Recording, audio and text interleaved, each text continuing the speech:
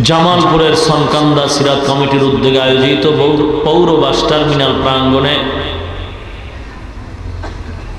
অর্ধকার বিশাল ওয়াজ মাহফিলে উপস্থিত মুহতারাম সম্মানিত সভাপতি, প্রধান অতিথি, বিশেষ অতিথি, মুআজ্জাজ মুকাররম হযরত উলামায়ে কেরাম, দূর দূরান্ত থেকে আগত আল্লাহ পাকের আশিকিন, জাকিরিন, শাকিরিন, মুহিব্বিন, মুরব্বিয়ান আওয়াম, কলিজার টুকরা আমার সমবয়সী যুবক বন্ধুগণ, স্নেহের ছোট ভাই, পর্দার অন্তরালে অবস্থানরতা শ্রদ্ধা সম্মানিতা মা ও বোনেরা, মহান স্রষ্টা দয়াময় আল্লাহ সুবহানাহু ওয়া তাআলার দরবারে লাখো কোটি শুকর ও সুজুদ। যে মহান স্রষ্টা দয়াময় আল্লাহ রাব্বুল আলামিন অত্যন্ত দয়া ও মায়া করে ভালোবেসে মহাগ্রন্থ পবিত্র কুরআন হাকিম ও মহাবাণী পবিত্র হাদিস শরীফের আলোকে ইহকাল জীবনে শান্তি, পরকাল জীবনে মুক্তির সন্ধানে বেহেশতের বাগান, উলামায়ে কেরামদের মজলিস, আশিকিন জাকিরিনদের মজলিস তথা গুনাহ মাফের মজলিসে দুনিয়ার সমস্ত ঝামেলার থেকে হেফাজত করে 10 মায়ের 10 সন্তানকে আপন হয়ে একই জায়গায় জুড়ে মিলে বসার তৌফিক দান করেছেন। এজন্য রব্বুল আলামিনের দরবারে শুকর আদায়ার্থে মুসলমান হিসেবে ঈমানের আওয়াজকে উঁচু করে এক আওয়াজে উচ্চ কণ্ঠে সকলেই কালিমাত শুকর উচ্চারণ করি, আলহামদুলিল্লাহ। লক্ষ কোটি দরুদ ও সালাম বিশ্ব মানবতার কান্ডারি, বিশ্ব মানবতার মুক্তির দিশারি সাইয়্যিদুল মুরসালিন, রহমাতুল লিল আলামিন, শফিউল মুজনিবিন, খাতামুন নবিয়্যিন, সাইয়্যিদুস সাকালাইন, ইমামুল মুরসালিন, শফিয়ে আযম, রাসূলে আকরাম, রহমতে আলম, নবিয়ুল আরব ওয়াল আজম, হাবিবে কিবরিয়া, আশরাফুল আম্বিয়া, সৈয়দুল আম্বিয়া, শফিয়ে মাহশর, সাকিয়ে কৌসর, আকায়ে নামদার, মদীনা का ताजदार, आफताब नबूवत, फ़ख्र मौजूदात, सैयदुल मखलूक़ात, हज़रत मुहम्मदुर रसूलुल्लाह सल्लल्लाहु अलैहि वसल्लम উপর সর্বোপরি সকল বহু দূর থেকে বহু কষ্টকে উপেক্ষা করে আপনাদেরকে আল্লাহ এখানে হাজির করে দিলেন এবং আমি গুনাহগারকে প্রতি বছরের তুলনায় আজও সুস্থতার সাথে তার আপন দয়া দুটি কথা বলার মানুষে দ্বীনের নিসবতে এখানে উপস্থিত করে দিলেন। এজন্য আরেকবার শুকর আদায় করি, আলহামদুলিল্লাহ। কিছু কথা বলার জন্যই পবিত্র কোরআন হাকিমের মধ্য থেকে একটি সূরা সূরাতুল আলাকের কয়েক টুকরা আয়াতে কারিমা তিলাওয়াত করেছি। বিশ্ব নবী, শেষ নবী, মহানবী, শ্রেষ্ঠ নবী, তার পবিত্র জবানের বাণী অসংখ্য অগণিত হাদিস শরীফ থেকে দুটি হাদিস আমি আপনাদের সামনে পড়েছি। তৌফিক কামনা করি দয়াময় আল্লাহ রাব্বুল আলামিনের দরবারে, দোয়া কামনা করি আপনাদের সকলের কাছে তেলাওয়াতকৃত আয়াতে কারিমা ও হাদিসে পাকের আলোকে আমলের নিয়তে, ইখলাসের সাথে ধৈর্যের পরিচয়, রুহানিয়াতের সমন্বয়ে কিছু কথা বলার মতো, আপনাদেরকে ধৈর্যের সাথে শ্রবণ করার মতো তৌফিক দান করুন, আমিন। পয়গম্বর আরবি সাল্লাল্লাহু আলাইহি ওয়াসাল্লাম দুনিয়ার জমিনে পদার্পণ করলেন রবিউল আউয়াল মাস, আরবি মাস। বর্তমানে সে মাসটাই শেষ হতে চলছে, বরকতের মাস। আরবি কি মাস? রবিউল আউয়াল মাস। মিলাদুন নবী, নবীজির জন্ম মোবারক হিসেবে দুনিয়াতে আসলেন, রেখে গেলেন সিরাতুন নবী, নবীজির জীবন আদর্শ। আম্মা জান আয়েশা রাদিয়াল্লাহু তাআলা আনহার দরবারে সাহাবায়ে কেরাম প্রশ্ন করলেন, পয়গম্বরের ক্যারেক্টার, চরিত্র, আদর্শ সম্পর্কে কিছু জানতে চাই।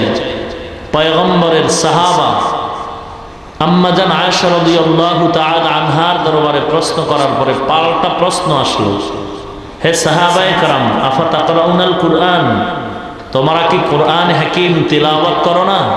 ক্বালু বালা, সাহাবায়ে কেরাম বললেন, জি আমরা কোরআন হাকিম তেলাওয়াত করি। আম্মাজান আয়েশা রাদিয়াল্লাহু তাআলা আনহা বললেন, কোরআন যা, নবীজির চরিত্র বা আদর্শই তা। অর্থাৎ সিরাতুন নবী হলো কোরআন, আর কোরআনটাই হলো সিরাতুন নবী। খুব বুঝার চেষ্টা করি। আজ আমাদের সমাজে পরস্পরে হিংসা, দ্বন্দ্ব, অহংকার, গোটা পৃথিবীর বেঈমান আজ এক হয়ে গেল ইসলাম বিদায় করার জন্য। হিন্দু, বৌদ্ধ, ইহুদি, খ্রিস্টান, উপজাতি ভিন্ন ভিন্ন ধর্ম পালন করা সত্ত্বেও তারা আজ এক প্ল্যাটফর্মে কাজ করতেছে, ইসলাম কিভাবে বিদায় করা যায়।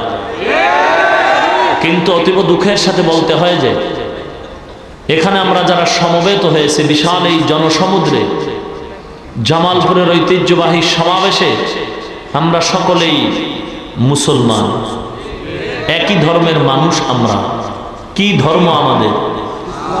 কি নাম আমাদের ধর্মের? ইসলাম ধর্মের মানুষ। আমাদের আল্লাহ কতজন? আখিরি নবী কতজন? কোরআন কতটা? কাবা কতটা? একই কাবা, একই কোরআন, একই নবী, একই আল্লাহর গোলাম হয়েও একই ময়দানে আমরা ইসলামের খেদমতে, ইসলামের পতাকা উড্ডীন করার ক্ষেত্রে এক হতে পারি নাই। যদি পারতাম তাহলে এদেশ মুসলমানের দেশ, এটা আমাদের গৌরব, এটা আমাদের গর্ব। এত মাদ্রাসা, এত মসজিদ, এত আলেম, এত উলামা, এত পীর, এত মাশায়েখ, এত মুরিদ, এত তাবলীগ,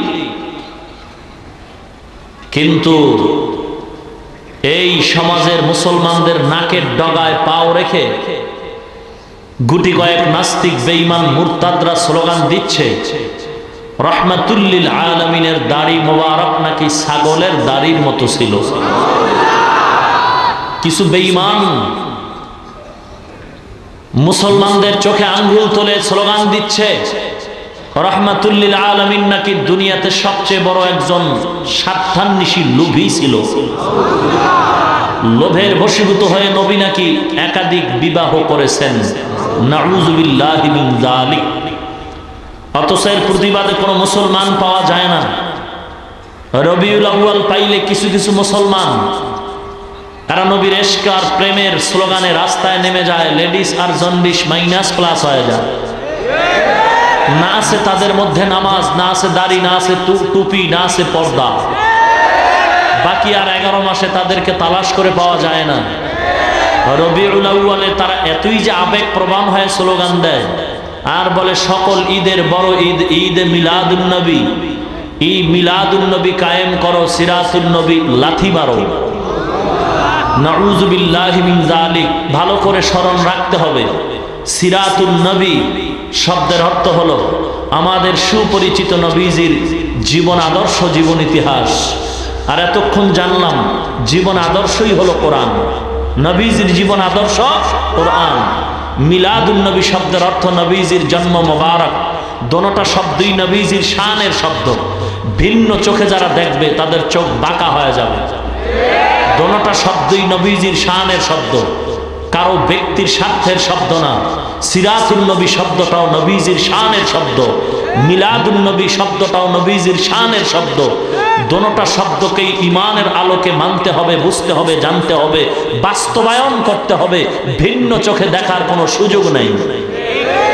মিলাদুন নবী সম্পর্কে নবী কি আমল করেছেন আমরা আরেকটু গভীরে যদি তালাশ করি, পয়গম্বরের বাণী, প্রসিদ্ধ হাদিসের কিতাব মুসলিম শরীফের মধ্যে উল্লেখ করা হয় পয়গম্বর আরবি সাল্লাল্লাহু আলাইহি ওয়াসাল্লাম প্রতি সপ্তাহের সোমবার দিন রোজা রাখতেন।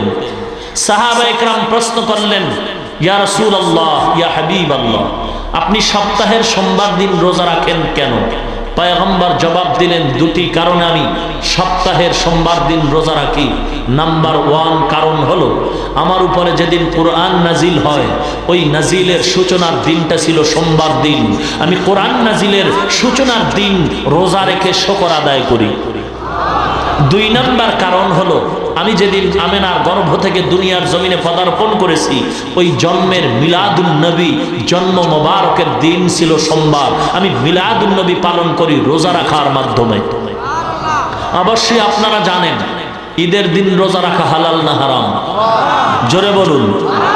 ঈদ মানি খুশি, ঈদ মানি আনন্দ, নাকি বলেন? আমার প্রশ্ন থাকবে তাদের কাছে বিনয়ের সাথে, কোনো দ্বন্দ্ব নাই, কোনো হিংসা নাই, কোনো গালাগালি নেই। প্রশ্ন থাকবে যারা বলেন সকল ঈদের বড় ঈদ ঈদে মিলাদুন নবী, ঈদ মানে আনন্দ, নবীজির জন্মের আনন্দ করছেন, নবী মিলাদুন নবী সম্পর্কে বলেন আমি রোজা রাখতাম আমার মিলাদুন নবীর শুকর আদায়ার্থে, জন্ম মোবারকের শুকর আদায়ার্থে। ঈদের দিন রোজা রাখা হারাম। বলুন, আপনারা যদি ঈদ করে আনন্দ করে সঠিক রাস্তায় থাকেন তাহলে জবাব দিতে হবে নবী মিলাদুন নবী উপলক্ষে যে রোজা রেখেছেন তা কি ব্যাঠিক করেছেন নাকি? যদি বলেন না ব্যাঠিক করেন নাই, তাহলে দুই কথার এক কথা মানতেই হবে। তাহলে আপনাদের ঈদ করাটা ব্যাঠিক হয়ে যাবে, হয়তো রোজা রাখতে হবে, না হয় ঈদ করতে হবে। যদি বলেন নবীর ঈদ মিলাদুন নবী উপলক্ষে নবীজির রোজা রাখা ঠিক, তাহলে ঈদ করা ব্যাঠিক। আর যদি বলেন আপনাদের ঈদ করা ঠিক, তো নবীজির রোজা রাখা ব্যাঠিক, নাকি বলেন? আসলে কি আজীব কথা। সিরাতুন নবী লাথি মারো কথাটা বললে কোথায় যায় একটু চিন্তা করা দরকার। এ সমস্ত সমস্যাগুলি আমাদের পরস্পরে হচ্ছে কেন? দুইটা জিনিসের অভাব। কয় জিনিসের অভাব? নাম্বার ওয়ান অভাব হলো ধর্মীয় শিক্ষার অভাব, ঠিক কিনা বলুন? দুই নাম্বার অভাব হলো চিরসত্য কথা, অপ্রিয় সত্য কথা, খাঁটি আমলওয়ালা আল্লাহ ওয়ালাদের সোহবতের অভাব। কি আজীব! আল্লাহ ওয়ালাদের সোহবতের অভাব আর ধর্মীয় শিক্ষার অভাবে এই মানুষ পরস্পরে হিংসার বেড়াজালে আবদ্ধ। অথচ এহেন এই ভেতরের সমস্যার মাঝে মাঝে কিছু টুপিওয়ালারা মাইক দখল করে মিডিয়ার সামনে বয়ান করে আর ফতুয়া দিচ্ছে পীর মুরিদি হিন্দুদের পূজার মতো এটা শিরিক। শুধু এতটুকুই নয়, তারা বলেন মাযহাব বলতে কিচ্ছু নাই, কোনো ইমাম মানার দরকার নাই, ইমামে আজম আবু হানিফা নাকি একজন মুনাফিক। আমি বলবো তারাই মনে হয় হতে পারে মুনাফিক। আর পীর মুরিদি শিরিক বলে, তাও সাধারণ মানুষের সামনে। আমি নিরপেক্ষভাবে সাধারণ মানুষের কাছে আমি বিচার দিতে চাই। পীর মুরিদি যারা করেন, পাক ভারত উপমহাদেশের জমিনে হাদিসের ক্লাসের উদ্বোধন যিনি করেছেন শাহ ওয়ালিউল্লাহ মুহাদ্দিসে দেহলভী রহমাতুল্লাহ আলাইহি, শাহ আব্দুল আজিজ মুহাদ্দিসে দেহলভী রহমাতুল্লাহ আলাইহি, এরা সকলেই ছিলেন একজন হক্কানি আধ্যাত্মিক জগতের পীর। তারা কি শিরিক করেছেন? অথচ তুমি যেই মৌলবী মিডিয়াতে স্লোগান দাও, ফতুয়া দাও, তুমিও তো তাদের থেকে হাদিস পাইছো। আসলে এগুলি সব হিংসার জবাব। দ্বিতীয় কথা হলো নিরপেক্ষ কথা, যদি জায়েজ নাই হয়, যারা করে তাদের পক্ষে দলিল আছে না নাই? যারা পীর মুরিদির বিরুদ্ধে কথা বলে তারাও দলিল পেশ করতে চায়, নাকি বলে? আমার টোটাল নিরপেক্ষ কথা হলো সাধারণ মানুষের সামনে তুমি মাইকে ফতুয়া দিলা, কি লাভ হবে? কোরআন হাদিস অনুযায়ী যদি হারাম হয় আর যদি হালাল হয়, এগুলি বুঝবে ওলামায়ে কেরাম, নাকি বলেন? তাহলে আপোষে মিষ্টির দাওয়াত দিয়ে হাসি মুখে এই জায়েজ না জায়েজের মাসআলাগুলি সমাধান হবে গোপন বৈঠকে। সাধারণ মানুষের সামনে এমন কোন কথা আলেম হিসেবে বলা যাবে না যে কথার পেছে পড়ে সাধারণ মানুষ আলেমদের প্রতি খারাপ ধারণা করে, আলেম থেকে দূরে সরে যায়, আলেম মানুষগুলি ডিভাইড হয়ে যায়। সাধারণ মানুষের সামনে কথা বলতে হবে বিতর্ক মুক্ত কথা, মানুষগুলি যেন আলেমদের প্রতি আকৃষ্ট হয়, আমলের প্রতি আগ্রহ হয়, এমন কথা বলতে হবে। আর বিতর্কিত কথাগুলো কোরআন হাদিসের কষ্টি পাথরে আলেমদের মজলিসে গোপনে সমাধান করতে হবে। কিন্তু যারা এই পদ্ধতি অবলম্বন না করে সাধারণ মানুষের সামনে বিতর্কিত কথা বলে মানুষগুলিকে ডিভাইড করতেছে, আমার মনে হয় হয়তো তারা মূর্খ, না হয় তারা ইহুদির দালাল।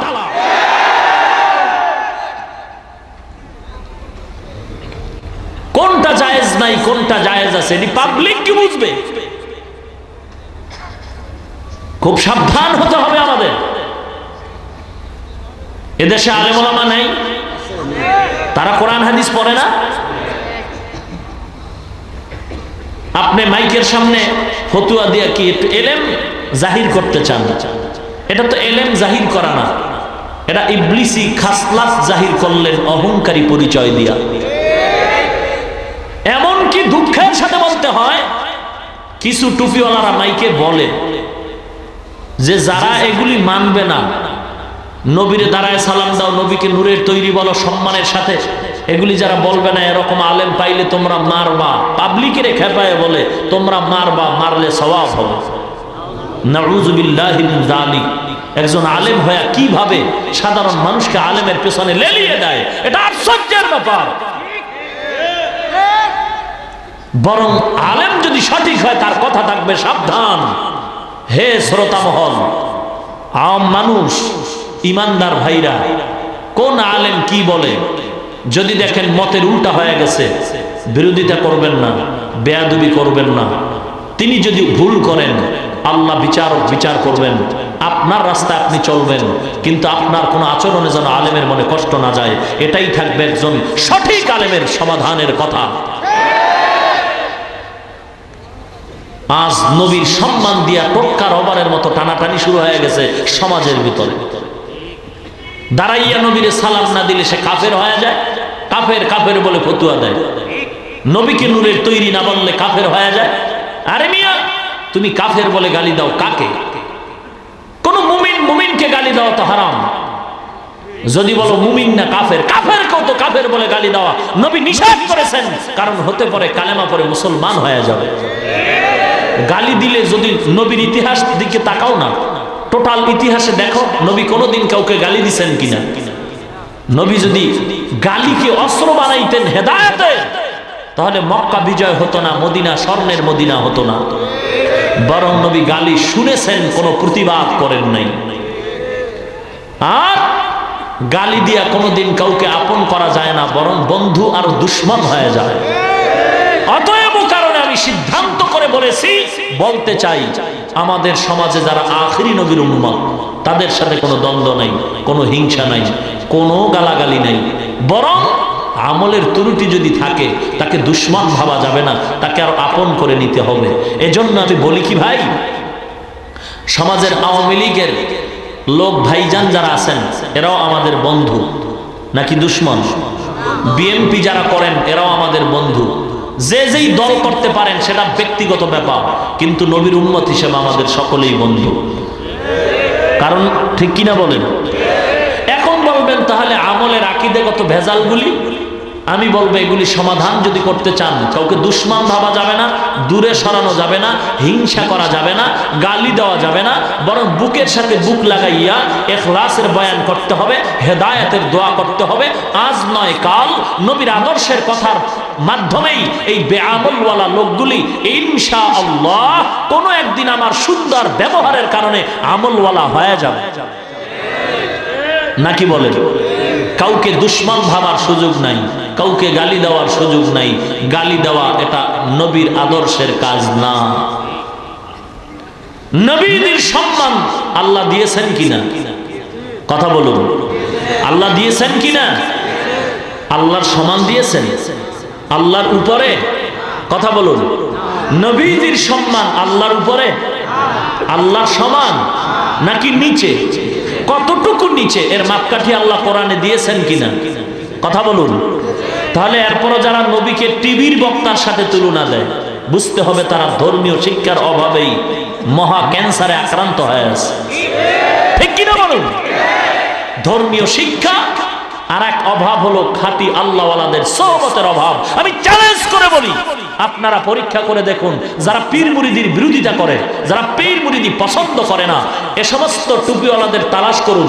এদের উপরে যতটা আমল দেখেন সব অহংকারে ভরা, ভেতরের আমলের মোটেও খবর নাই।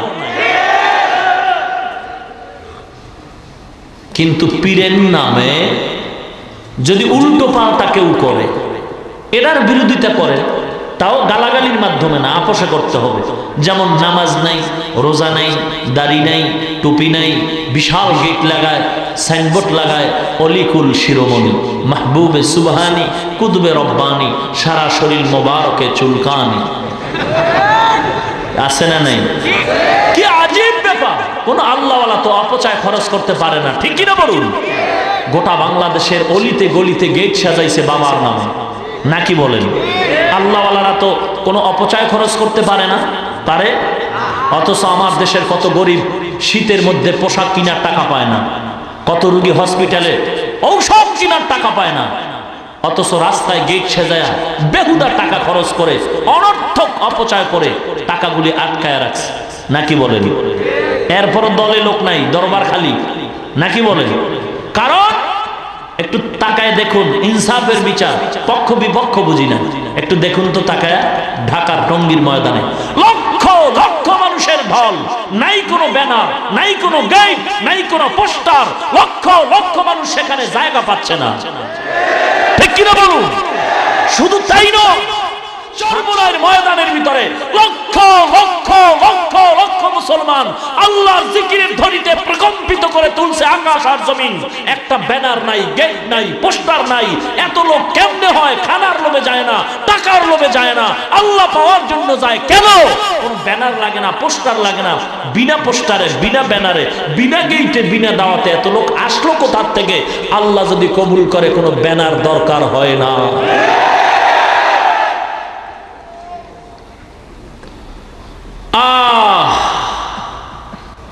আল্লাহ আমাদের বুঝার তৌফিক দান করুন।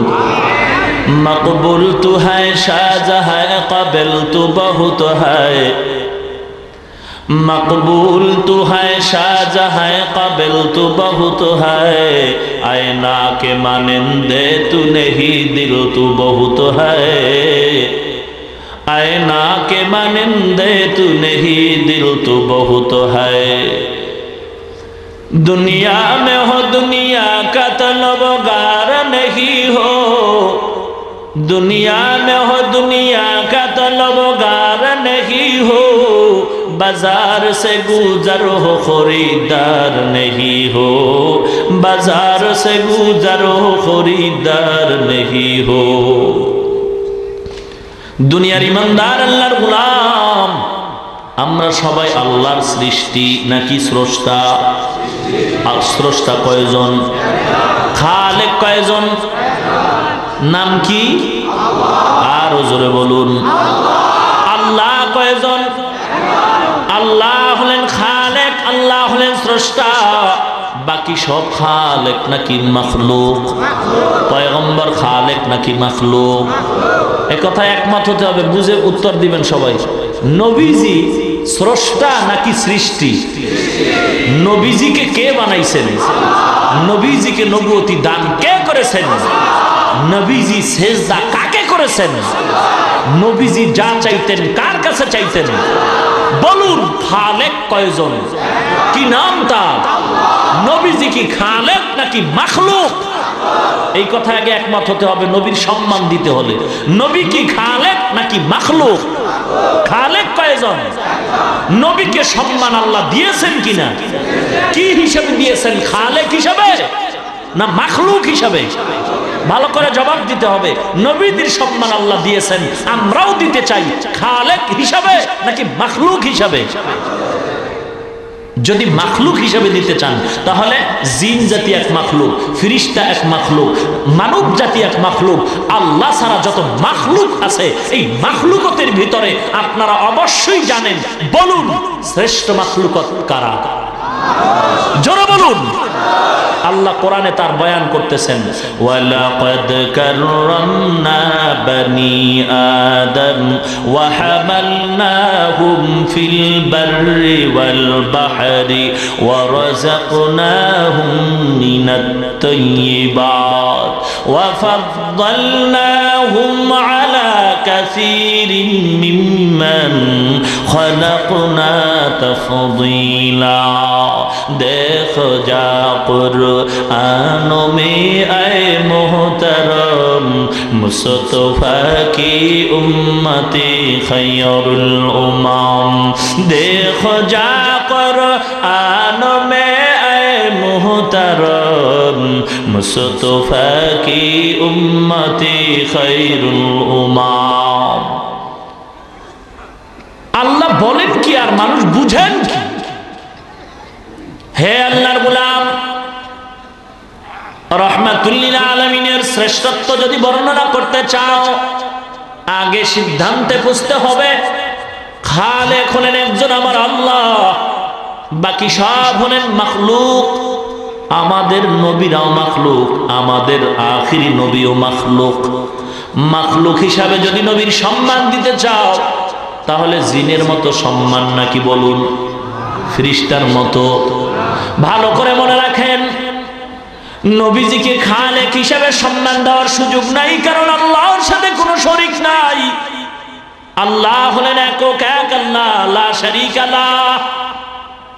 আল্লাহুস সামাদ, আল্লাহ বেনিয়াজ, কারো কাছে আল্লাহ মুখাফিক্কি নন, বরং সব মাখলুকাত আল্লাহর দরবারে মুখাফিক্কি। আল্লাহ একজন, তার সমকক্ষ কেউ নাই। নবীকে যদি সম্মান দিতে চাও, আল্লাহর উপরে উঠানো যাবে না, শিরিক হয়ে যাবে। আল্লাহর সমান মনে করা যাবে না, শিরিক হয়ে যাবে। নিচে নামাইয়া মাখলুক হিসেবে যদি নবীর সম্মান দাও, ফেরেশতার সাথে মিলাইলে বেয়াদবি হবে, সম্মান থাকবে না। মুসলমান জিন জাতির সাথে যদি মিলানো হয়, সম্মান থাকবে না, বেয়াদবি হবে। কারণ আল্লাহর আদালতে নূরের তৈরি ফেরেশতার দামের চেয়ে মাটির তৈরি মানবের দাম অনেক বেশি। আল্লাহর আদালতে আগুনের তৈরি শয়তানের চেয়ে, জিনের চেয়ে আল্লাহর আদালতে মাটির তৈরি মানবের দাম বেশি। আল্লাহ পাক বলেন, ওয়া ইয কুলনা লিল মালাইকাতি ইসজুদু লি আদম ফাসাজাদু ইল্লা ইবলিস আবা ওয়াস্তাকবারা ওয়া কানা মিনাল কাফিরিন।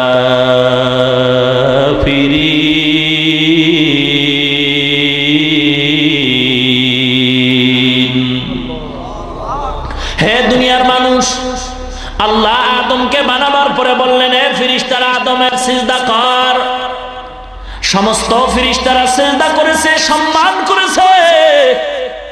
ইবলিস করে নাই। ইবলিস কেন করো নাই? ইবলিস কা আল্লাহ আমার যুক্তিতে মিলে নাই।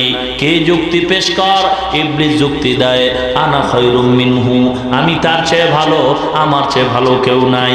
আমার দলটা অমুকের দলের চেয়ে ভালো, আমি সবার চেয়ে ভালো। আমার দলটাই হলো নবীওয়ালা দল, আমার কাজটা হলো নবীওয়ালা কাজ। আমার দলটাই হলো হক, আমি হলাম হক। আমি বলবো তুমি হলা শয়তান। অমুকের চেয়ে আমি ভালো, এই স্লোগানটা নবীর না, এই স্লোগানটা হলো শয়তানের। পয়গম্বরের কি চমৎকার বিনয়ী স্লোগান শুনে! পয়গম্বর দোয়া করতেন, আল্লাহুম্মা জাআলনি ফি আইনি সগীরা ওয়া ফি আইনিন নাসি কাবীরা। আয় আল্লাহ, আপনি আমাকে ছোট বানায় দেন, মানুষের নজরে আমার মর্যাদা উঁচু বানায় দেন। যারা হক, তারা কখনো বলবে না আমি ভালো, বরং বলবে আমার চেয়েও কেউ খারাপ নাই, আমি জালিম। আদম নবী বলে, রব্বানা যালামনা, আমি জুলুম করেছি, আনফুসানা, আমার নফসের উপরে। ও আল্লাহ, আমি জালিম, তুমি আমারে maaf করে দাও। ইউনূস নবী বলেন, লা ইলাহা ইল্লা আনতা সুবহানাকা ইন্নী কুনতু মিনাজ জালিমিন। আয় আল্লাহ, আমার মতো জালিম কেউ নাই, আমার নফসের উপরে জুলুম করেছি, maaf করে দাও। নবীরা যদি নিজেকে এতই নিচু নামাইতে পারে, এ বাবা, নিজেকে যদি বড় বানাতে চাও, বড়দের কদমে নিজেকে বিলীন করে দাও। নিজেকে যদি বড় বানাতে চাও, বড়দের কদমে নিজেকে বিলীন করে দাও। मिटा दो अपना हस्ती को अगर कुछ मर्तबा चाहो कि दाना खाक में मिलकर गुले गुलजार होता है। ए इब्लिस दलील दाए, जुक्ति दाए, खलकतनी मिन नारिन व खलकतहु मिन तीन। आय अल्लाह, আমারে বানাইছেন আগুন দিয়া, আদমরে বানাইছেন মাটি দিয়া। আগুনের গতি উপরে, মাটির গতি নিচে, আমি উপরের গতি হয় নিচে নত হতে পারি না। আল্লাহ বলেন, ফাখরুজ ফা ইন্নাকা রাজিম, এ বেঈমান মরদুদ, দূর হয়ে যা। আমি মাওলার গোলামি করবি না, আমি মাওলার কাছে কোনো যুক্তি চলে না, আমি মাওলার কাছে যুক্তির কোনো গোলামি চলে না। আমার গোলাম যদি হতে হয়, যুক্তিতে মিলবে আর না মিলবে দেখা যাবে না।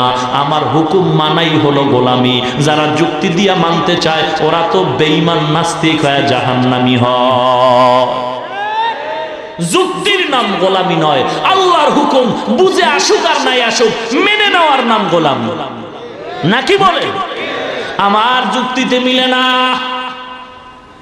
এক পুরুষে 4 বউ নিয়ে ঘুমাবে আর এক মহিলা 4 স্বামী রাখতে পারবে না, আমার যুক্তিতে মিলে না। আল্লাহ কয় যুক্তি দিয়া যারা আমারে চায় আমি ওদের নাস্তিক বানায় দেই। আমার দরবারে যুক্তি চলে না। এ বেঈমান যারা বলতেছ আল্লাহ তোমার এই কথা যুক্তিতে মিলে না, আল্লাহ বলে তোরে আমি চাই না, তোর ঠিকানা জাহান্নামে দিয়া দিলাম। যুক্তির নাম আমি মাওলার গোলামি না, বরং আমার হুকুম মানার নাম হলো গোলামি। বের হয়ে যাবে বেঈমান। আমার নবী আমাদের মতো মানুষ নয়। এখন কেউ যদি প্রশ্ন করে আল্লাহ তো বলছেন ইন্নামা আনা বাশারুম মিসলুকুম, নবী আপনি জানায় দেন আমি তোমাদের মতোই মানুষ। যারা আমাদের উলামায়ে কেরাম বলেন নবী আমাদের মতো মানুষ, এই কথাটা কোন ব্যাখ্যায় বলে এটাও বুঝতে হবে। কেউ আবার এই কথাটাকে পুঁজি কইরা গালি দেয়, এই দেখছো দেওবন্দিরা কয় নবী নাকি ওগো মতো মানুষ। এ মুসলমান ইমানদার, নবী যে আমাদের মতো মানুষ আল্লাহ কোরআনে বলেছেন। কি হিসাবে? আমরা যেমন মায়ের গর্ভ থেকে দুনিয়াতে আসছি, নবীও মায়ের গর্ভ থেকে আসছেন। আমরা যেমন খানা খাই নবীও খানা খাইতেন, আমরা যেমন ঘুমাই নবীও ঘুমাইতেন, আমরা যেমন বাথরুমে যাই পয়গম্বরও বাথরুমে যাইতেন, আমরা যেমন বাজারে যাই নবীও বাজারে যাইতেন, আমরা যেমন বিবাহ করি পয়গম্বরও বিবাহ করেছেন, আমরা যেমন সন্তান জন্ম দেই পয়গম্বরও দিয়েছেন। এদিক দিয়ে আমাদের মতো, কিন্তু নবীর কাজকর্ম আমাদের মতো নয়, নবীর কারুকার্য আমাদের মতো নয়। পয়গম্বর বলেন আমি দুনিয়াতে আসছি তোমাদের মতো হিসেবে আসছি, ঠিক আছে, কিন্তু মর্যাদা তোমাদের মতো না। মানুষের সন্তান যখন দুনিয়াতে আসে রক্তপাত হয়, ব্যথা হয়। আমি পয়গম্বর আমেনার গর্ভ থেকে আসলাম, আমার ব্যথা পায় নাই, রক্তপাত হয় না, কোনো চিহ্ন পাওয়া যায় নাই। এমনকি আমি পয়গম্বর শিশুবেলায় কোনোদিন উলঙ্গ হই নাই। আমি পয়গম্বর দুনিয়াতে আগমন করেছি খতনাকৃত অবস্থায়। আমি পয়গম্বর রাস্তা দিয়ে হাঁটলে দুপাশের গাছ নিয়ে আমারে সালাম জানাইতো। আমি পয়গম্বর রাস্তার মাঝে যদি বসতাম সূর্যের তাপটা যদি আমার জন্য কষ্টদায়ক হইতো, মেঘের খণ্ড আমার মাথা মোবারকে ছায়া দান করত। আমি নবী যদি কোথাও বসতাম জংলার সাপ আইসা আমারে বাতাস করত। নবীজি পায়খানা প্রস্রাব করেছেন আমাদের মতো, কিন্তু তার পায়খানা প্রস্রাবের ব্যবধান কত জানো গো? ভালো করে নবীর সম্মান যদি দিতে চাও নবীকে আগে মানবের কাতারে ঢুকাও।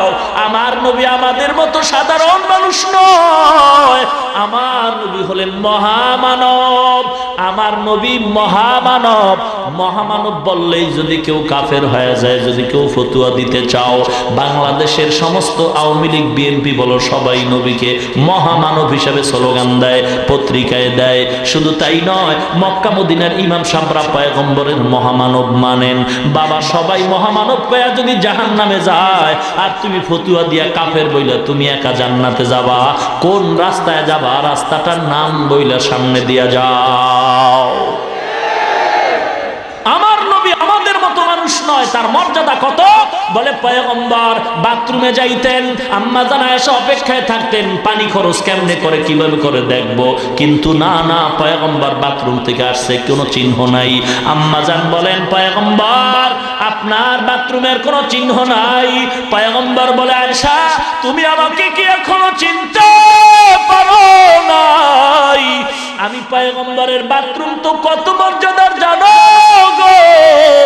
আমার পায়খানা প্রস্রাব বক্ষণ করার জন্য সদা সর্বদা জমিন ইন্তেজার হয়ে থাকে।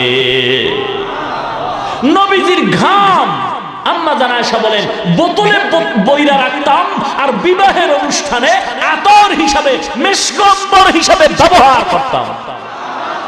ইমামুল আউয়ালিনাল আখিরিন বাহরে সাদকা রাহমাতাল লিল আলামিন সাইয়্যিদুল কাউনাইন খাতমুল মুরসালিন আখিরা মদবুদ ফখরুল আউয়ালিন আউয়ালিন শুধু ওজুদাস রহমাতাল লিল আলামিন মসজিদে ও শুধু হামারো এ জমিন।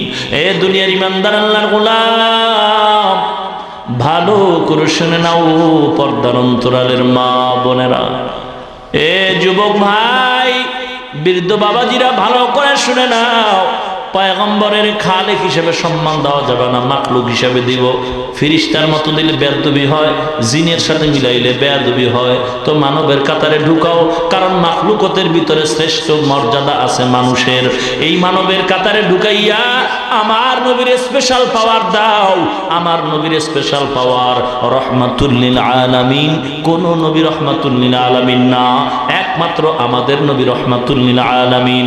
কোন নবী শাফিউল মুজনিবিন না, আমার নবী শাফিউল মুজনিবিন। কোন নবী সাইয়্যিদুল মুরসালিন না, আমার নবী সাইয়্যিদুল মুরসালিন। কোন নবী খাতামুন নবিয়্যিন না, আমার নবী খাতামুন নবিয়্যিন। এটা নবীর স্পেশাল পাওয়ার। এক কথায় আমার নবীর তুলনা কারো সাথে চলবে না। ঠিক কি না বলেন? পয়গম্বর দুনিয়াতে আসছেন হেরা গুহা নামের একটা পর্বত, ওখানে পয়গম্বর ধ্যান করতেছেন আল্লাহর সান্নিধ্য অর্জনে। হঠাৎ করে কোরআন নাজিলের সূচনা শুরু হবে। 40 বছর পেরিয়ে যাচ্ছে, জিব্রাইল আমিনের আগমন হলো। নবীজির দরবারে এসে নবীকে দাঁড় করালেন, পয়গম্বর দাঁড়ালেন। জিব্রাইল আমিন দাঁড়ায় তার বুকটাকে পয়গম্বরের বুক মোবারকের সাথে মিলালেন। মিলাবার পরে জিব্রাইল আমিন আওয়াজ দিলেন, ইকরা, হে নবী আপনি পড়ুন।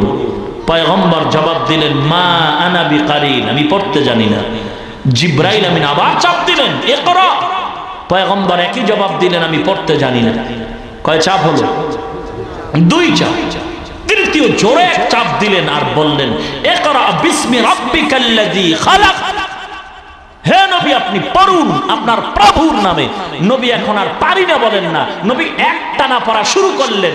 ইকরা বিসমি রাব্বিকাল্লাযী খালাক, খালাকাল ইনসানা মিন আলাক, ইকরা ওয়া রাব্বুকাল আকরাম, আল্লাযী আল্লামা বিল কলম, আল্লামাল ইনসানা মা লাম ইয়ালাম।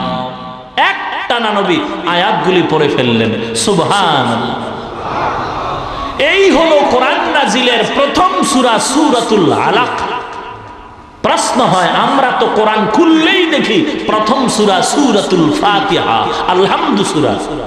তাহলে সূরা আলাক বা ইকরা বিসমি রাব্বিকাল্লাযী খালাক সূরাটা প্রথম হলো কিভাবে?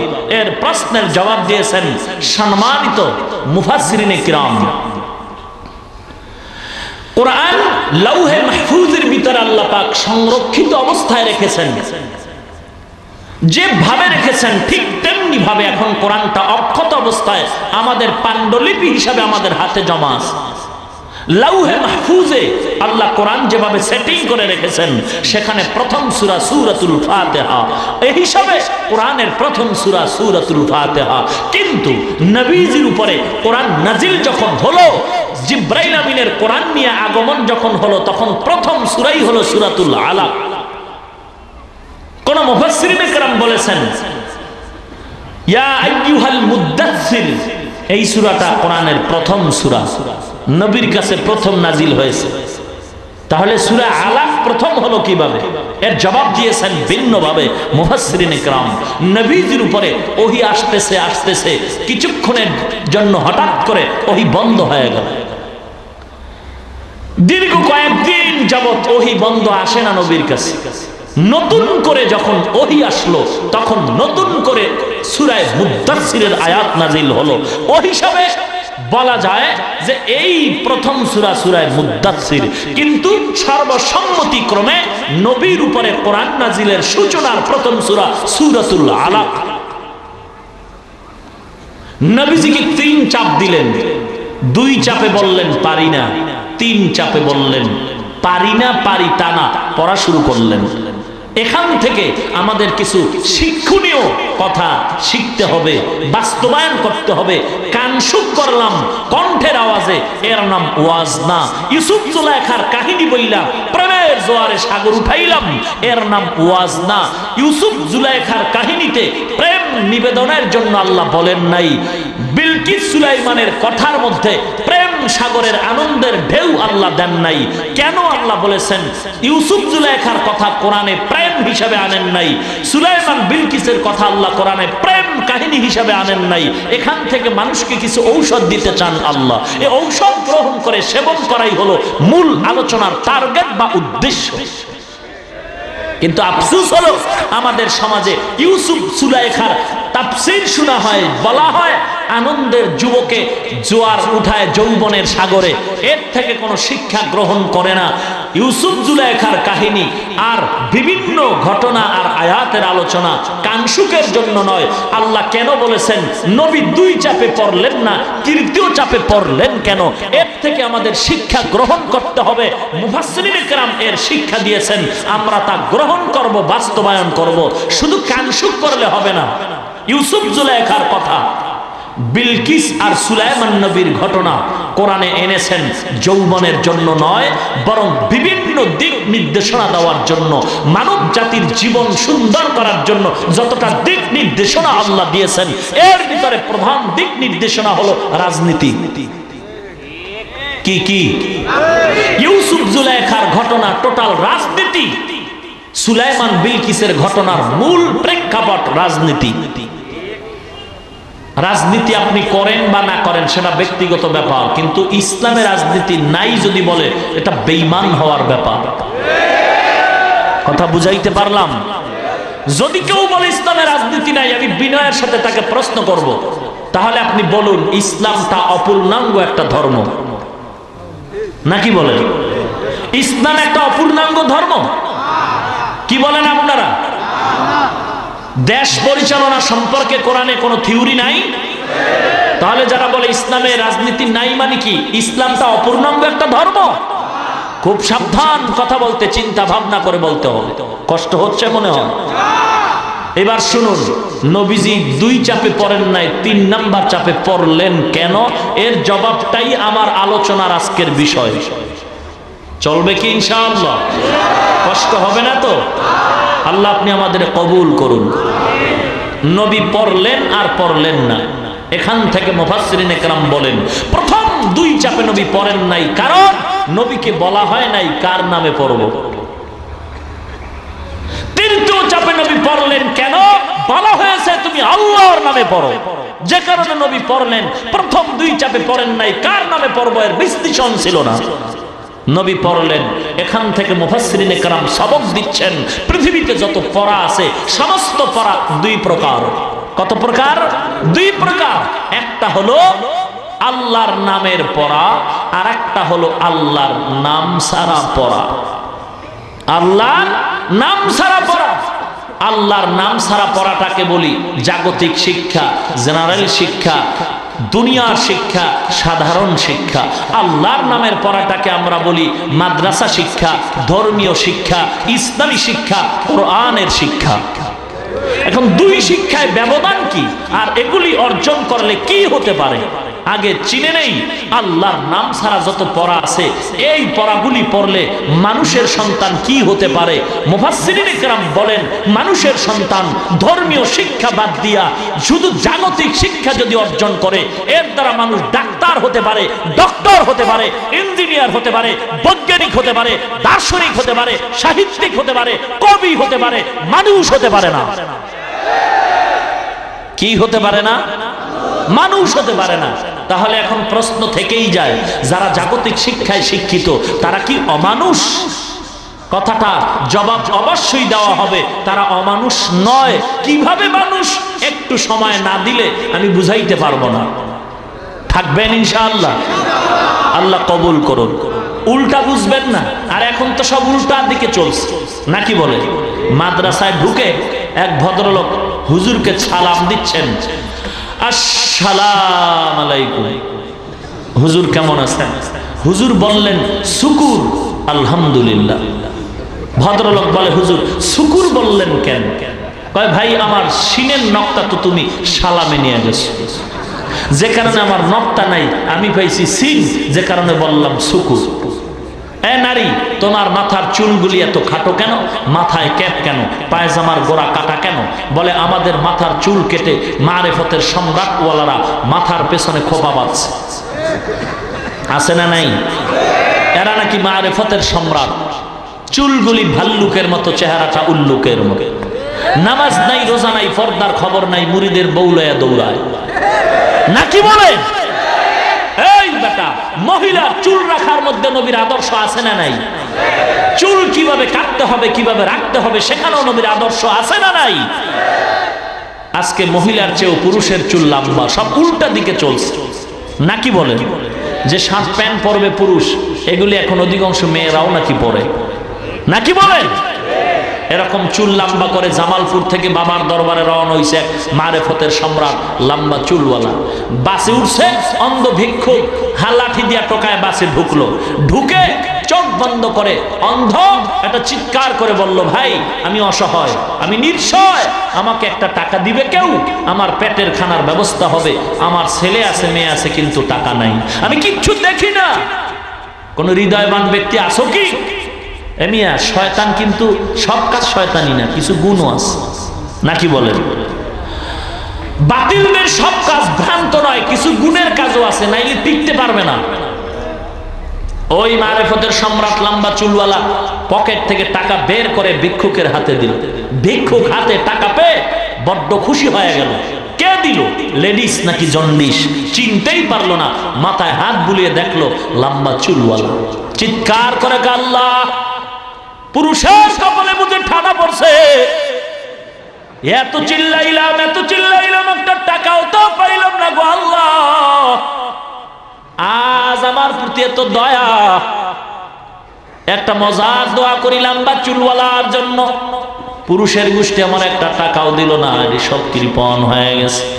আল্লাহর কাছে দোয়া করি, আল্লাহ আমাকে চাওয়া মাত্র যে লম্বা চুলওয়ালা টাকা দান করেছে গো আল্লাহ, আমার দোয়া তুমি তো ফিরাও না, আমি অন্ধ, দোয়া করি গো আল্লাহ, এই ম্যাডামের গর্ভে একটা নেককার বাচ্চা দান কইরা দাও। চমৎকার দোয়া।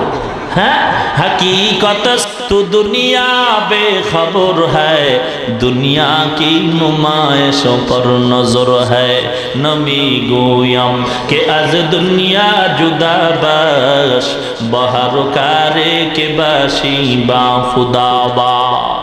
সাবধান হতে হবে। এ মুসলমান, কারো সাথে দ্বন্দ্ব নাই। এ দাড়ি কামাইয়া, পীরের পায়ে সিজদা দিয়া, মাজারে মোমবাতি জ্বালাইয়া, নামাজ বাদ দিয়ে যদি আল্লাহ পাওয়া যায়, দলিল দেখাও, আমরাও নামাজ বাদ দিব, কোনো দ্বন্দ্ব নাই। দাড়ি কামায় যদি আল্লাহ পাওয়া যায়, দলিল দাও, আমরাও কামাই। নামাজ বাদ দিয়ে যদি আল্লাহ পাওয়া যায়, দলিল দাও, নামাজ আমরাও বাদ দেই। ঠান্ডা পানি দিয়ে ওযু করতে কষ্ট তো কম না। যদি দলিল পাই, নামাজ লাগবে না, কত আরামে ঘুমামু ফজরের সময়। ভাইরা আমার,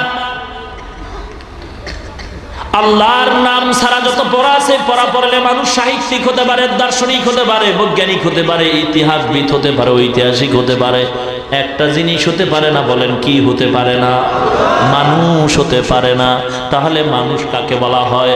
ভিন্ন আয়াতে আল্লাহ পাক মানুষকে বাবার ঘরে জন্ম নিলে, মানুষের ঘরে জন্ম নিলে মানুষ হয় নাকি? ডাক্তারের সন্তান ডাক্তার হতে পারে না, ডাক্তারের সন্তানকে ডাক্তার বলা যায় না। পীরের ছেলে পীর হতে পারে না। এ মুসলমান, দার্শনিকের সন্তান দার্শনিক হতে পারে না। ইঞ্জিনিয়ারের ঘরে জন্ম নিলে ইঞ্জিনিয়ার হওয়া যায় না। মুসলমানের ঘরে জন্ম নিলে মুসলমান হওয়া যায় না। ডাক্তারের সন্তান যদি ডাক্তার হতে চাও, লেখাপড়া করে বাবার মতো রাত মাইর দাও, ঘুম বাদ দিয়ে দাও, এরপরে কষ্ট করে সার্টিফিকেট অর্জন করবা, এরপরে তুমি ডাক্তার হতে পারবা। মুসলমানের ঘরে জন্ম নিয়ে যদি মুসলমান হতে চাও, জন্মসূত্রে মুসলমান হওয়া যাবে না। আল্লাহ বলে, মানুষ যদি হয়ে মরতে চাও, মানুষের পরিচয় নাও। আর রহমান আল্লামাল কুরআন, খলাকাল ইনসান আল্লামাহুল বায়ান। রহমানের পরিচয় দেন আমার আল্লাহ, আর রহমান আল্লামাল কুরআন খালাকাল ইনসান। আল্লাহ পাক বলেন রহমান হলেন তিনি, কোরআন শিক্ষা দিয়েছেন যিনি, মানুষ বানাইলেন যিনি, তিনি হলেন রহমান। আমরা দেখি সৃষ্টি আগে শিক্ষা পরে, আল্লাহ বলার ভঙ্গিতে বললেন শিক্ষা আগে সৃষ্টি পরে, অর্থাৎ কোরআন শিখাইলাম মানুষ বানাইলাম। মুফাসসিরিনে কেরাম জবাব দিয়ে বলছেন মানুষের ঘরে জন্ম নিলে মানুষ হওয়া যায় না, বংশগত মানুষ হতে পারে, কিন্তু আল্লাহর আদালতে বংশগত মানুষের কোনো দাম নাই। আল্লাহর আদালতে গুণগত মানুষের দাম বেশি। মানুষের গুণ কি? আল্লাহ পাক বলেন যার মধ্যে কোরআনের আসর আছে, কোরআনের শিক্ষা আছে, সেই মানুষ হলো গুণের মানুষ। আমি আল্লাহর আদালতে গুণের মানুষরাই পাবে জান্নাত। এখন আমার কথা হলো যারা জাগতিক শিক্ষা অর্জন করেন তারা কি এই বিধানটা জানেন কিনা, মানেন কিনা যে বিয়া ছাড়া সন্তান জন্ম দেওয়া হালাল না হারাম? বলুন, হালাল না হারাম? স্কুল কলেজ ভার্সিটির ছাত্র ভাইয়েরা জানে কি জানে না? অবশ্যই জানে। যদি জানে আমি বলবো তারা মানুষ, কিন্তু প্রশ্ন হলো জানলো কিভাবে? স্কুল কলেজ ভার্সিটির পাঠ্য বই দিয়া নাকি কোরআনের ছোঁয়া পাইয়া? জোরে বলুন। তাহলে টোটাল ফলাফল হলো মানুষ হওয়ার শিক্ষাই হলো কোরআনের শিক্ষা, ধর্মীয় শিক্ষা, মাদ্রাসার শিক্ষা, আল্লাহর দ্বীনের শিক্ষা। ঠিক কি না? লেখা হয় শিক্ষা জাতির মেরুদণ্ড, শিক্ষা জাতির মেরুদণ্ড। এ মুসলমান, কথাটা অপূর্ণাঙ্গ হয়ে গেল।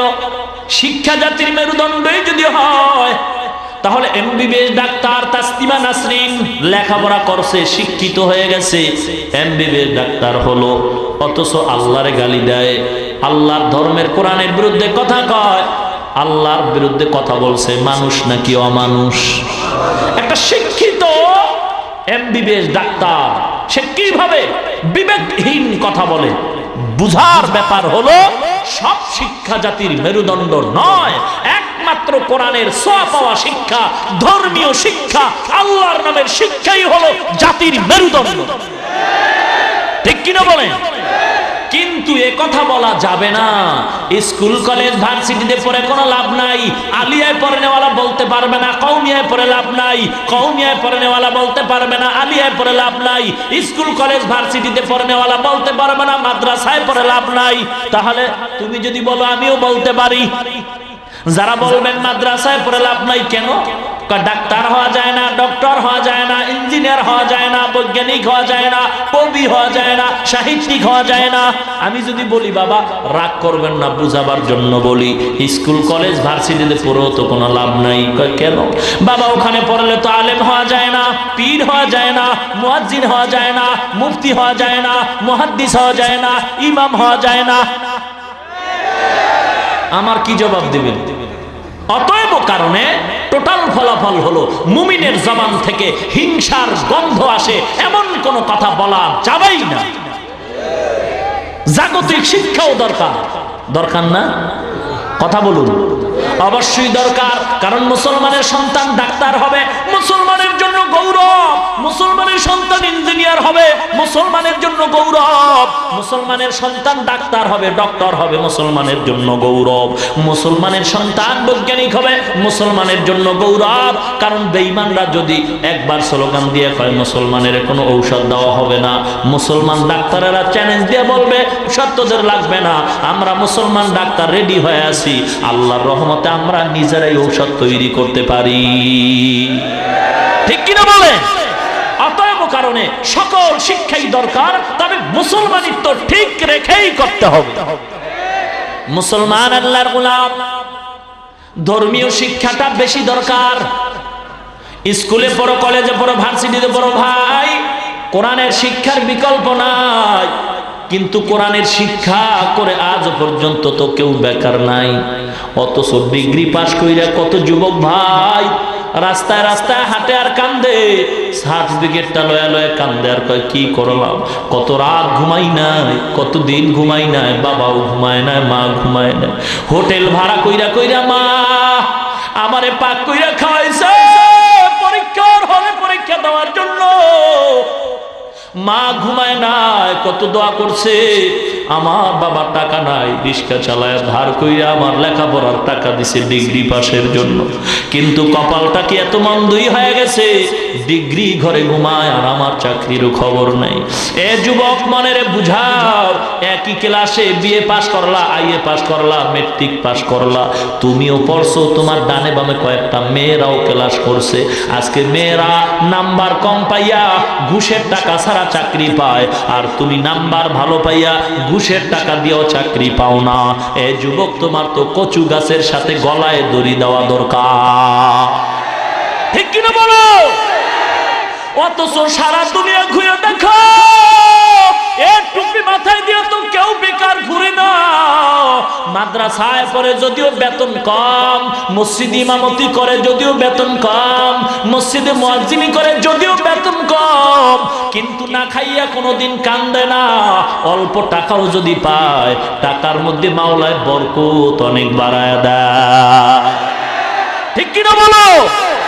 গরুতে বাচ্চা দেয় একটা, কুত্তায় দেয় 5টা। কোন ভদ্রলোক কি কুত্তা জবাই করে খাইছে? কথা কন না কেন? খাইবে তো দূরের কথা, কত মানুষ আছে কুত্তা কোলে লয়ে ঘুমায়।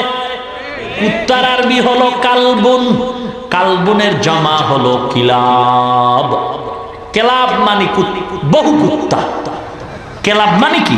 বহু কুত্তা, কুত্তা সমূহ, একাধিক কুত্তা আরবিতে কয় কেলাব, এক কুত্তারে কয় কালবুন। আমেরিকার খবর জানেন না? 2 বাচ্চা নিয়ে মহিলা উঠছে বাসে, বাস ফুল জাম, বসার সিট নেই, কুত্তা একটা আছে কোলে, বাচ্চা 2টা উঠলো, পেছনে পেছনে কুত্তাটা আছে কোলে, সিট নাই।